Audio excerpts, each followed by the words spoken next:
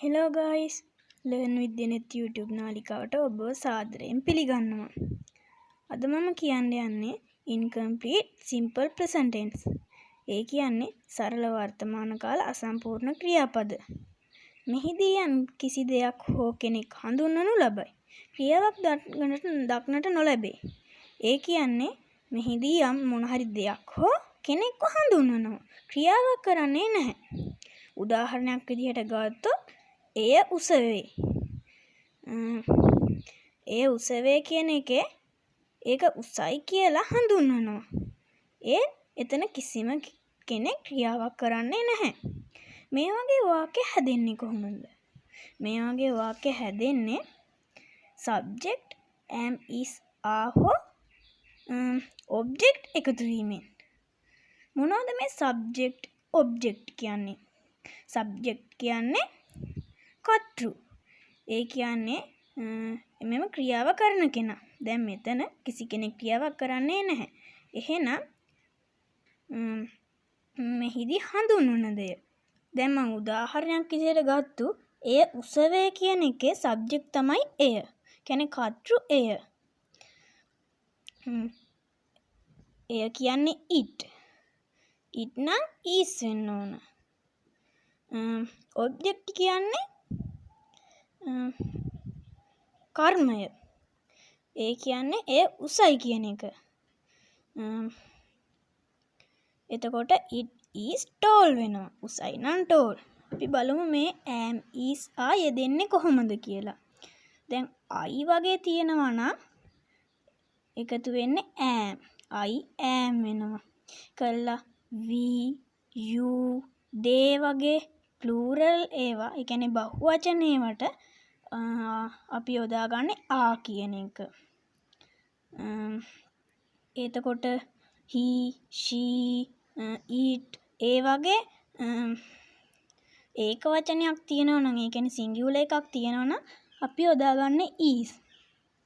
ඒ විදිහට අපි බලමු අපි කලින් කියපු ඒ උසවේ කියන එක ලියන විදිහ. ඒ උසවේ කියන එක ලියන්නේ it is tall කියලා. ඒ කියන්නේ එය උසවේ. එය ඒක වචනයක් හින්දා යොදාගන්නේ tall.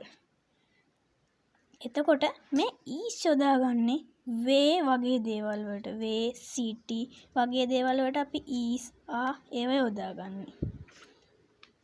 එතකොට අපි බලමු ඔහු උසවේ කියන එක කොහොමද ලියන්නේ කියලා. ඔහු නම් he. way කියන්නේ is. he නම් is. උස නම් tall. he is tall. ඔහු උස නොවේ කියලා අපිටත් කියන්න පුළුවන් මේ විදිහටම. ඒ කියන්නේ he is not tall. he is not tall. අපිට මේ is not කියන එක එකට කරලා isn't කියන්නත් පුළුවන්. isn't n o වෙනුවට උඩුකම t. he isn't tall. ඔහු උස වේද කියලා අපි කොහොමද ලියන්නේ? එහෙම ප්‍රශ්නයක් අහනකොට මේ am is are මුලට එනවා. ඒ කියන්නේ is he tall. is he tall. ඔහු උස නොවේද කිව්වොත් is not he tall. අපිට ලියන්න පුළුවන් මේ is not කියන එක කලින් වගේම isn't කියලත්. isn't he tall. අපි තව උදාහරණ ටිකක් බලමු. ඒ පැරණි කෞතුකාගාරයක් වේ. it is old museum. පැරණි නම් old, කෞතුකාගාරය museum. අක්කා අසනීපෙන් සිටි. elder sister is sick.